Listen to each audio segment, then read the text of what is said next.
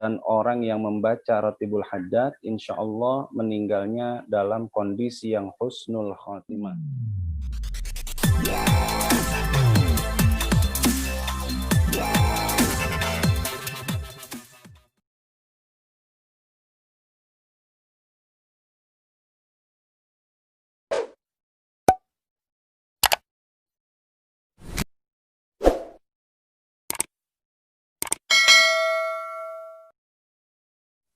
Yang saya akan kembali sedikit mengulas tentang fadilah baca Ratibul Haddad ini. Insya Allah diantaranya, kalau kita sering baca Ratibul Haddad, kalau dianjurkannya dulu guru kami itu nganjurinnya dibacanya setelah maghrib. Setelah maghrib itu insya Allah dibaca itu 40 depan, 40 ke belakang rumah, samping kanan dan kiri itu akan diberi keamanan oleh Allah Subhanahu wa taala. Dan orang yang membaca Ratibul Haddad insya Allah meninggalnya dalam kondisi yang husnul khotimah. Ya, itu kalau kita baca Ratibul Haddad. Karena ini wirid yang dipilih, nih, wirid Nabi manusia pilihan yang dipilih oleh orang yang terpilih. Ya.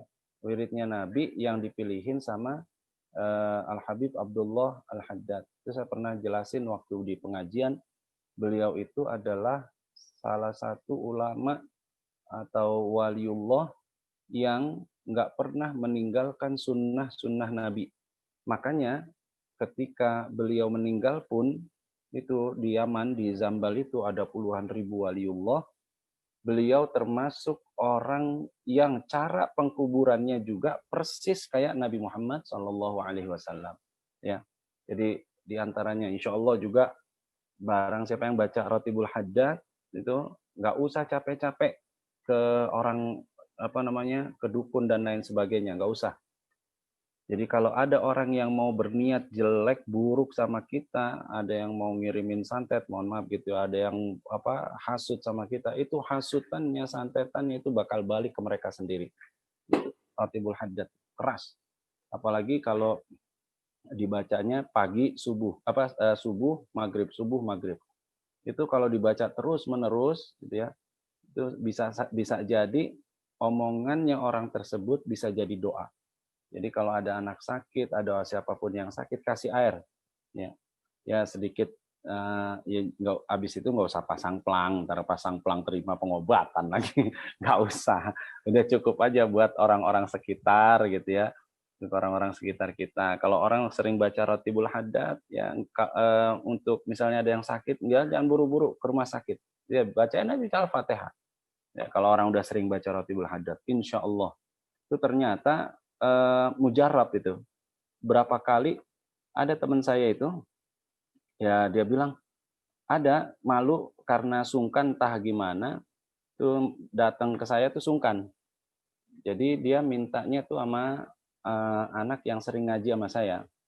Nah anak ini memang salah satu imam di masjid gitu ya. Dan habis maghrib beliau selalu yang mimpin baca Ratibul Haddad. Itu orang ini minta ada orang yang minta obat sama dia gitu ya. Ustaz, saya malu datang ke Ustadz Taufan katanya. Saya minta inilah didoain anak saya lagi demam gitu. Itu dia cuma baca suratul Fatihah, kasih airnya itu, ternyata sembuh. 3 hari kemudian datang lagi. Dia bawa kabar gembira, Ustadz, alhamdulillah anak saya kemarin sembuh. Cuman kakaknya sekarang lagi kena. Wah, dia pusing ini dia. Dia bilang, kok sembuh ya? Kebetulan. Kali dia bilang, kebetulan kali. Dia bacain lagi suratul Fatihah.